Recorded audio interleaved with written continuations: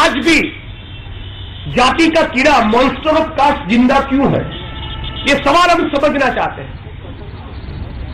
और मुझे लगता है कि वक्त आ गया है इस देश की सारी सरकारें, केंद्र की सरकार और खुद को बाबा साहब अंबेडकर का भक्त कहने वाले नरेंद्र मोदी जी को, इस देश के प्रधानमंत्री को अब मुंह खोलना होगा।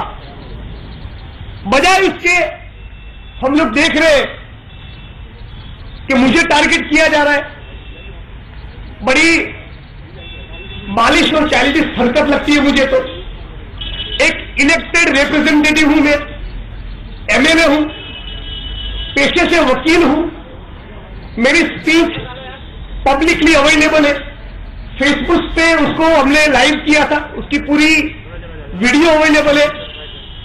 मुझे लगता है कि मेरे जीवन की सबसे प्रोग्रेसिव कंटेंट उस वीडियो क्लिप में अवेलेबल है।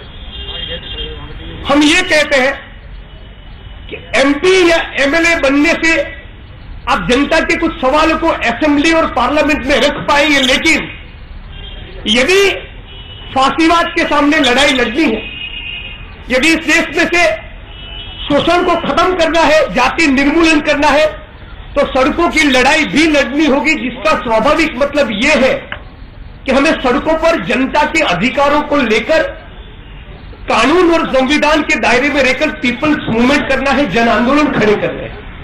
उसको कन्वीनियंटली इंटरप्रेट किया गया और जिस प्रकार से हमारे सामने एक बचकाना ऑफेंस दर्ज हुआ है, वो ये दिखाता है कि गुजरात में भाजपा जो 150 सीटों का घमंड लेकर घूमती थी, वो 99 पे आकर रुक गए और अभी सेलिब्रेट करने के जरा भी मूड में नहीं। उसी की बौखलाहट के चलते मेरे सामने ये मुकदमा दर्ज हुआ है। आपके बीच में ये बात रखना चाहेंगे कि मेरी स्पीच में से एक शब्द भी इन्फ्लेमेटरी नहीं है।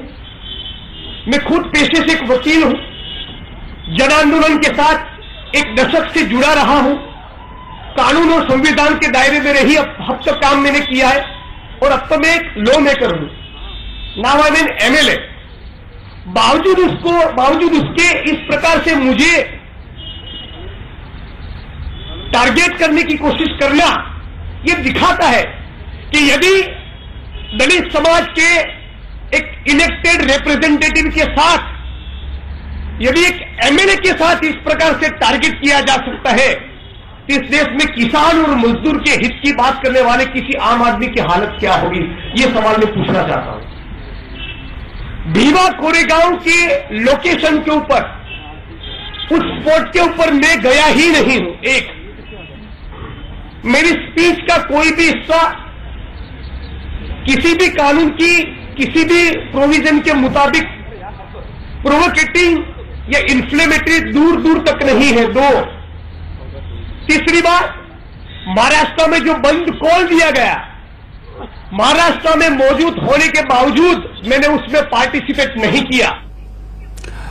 कांग्रेस समर्थित जिग्नेश मेवाणी प्रेस कॉन्फ्रेंस कर रहे हैं दिल्ली में। उनका साफ तौर पर कहना है कि दलितों की बात करने वाले प्रधानमंत्री को पुणे हिंसा के मामले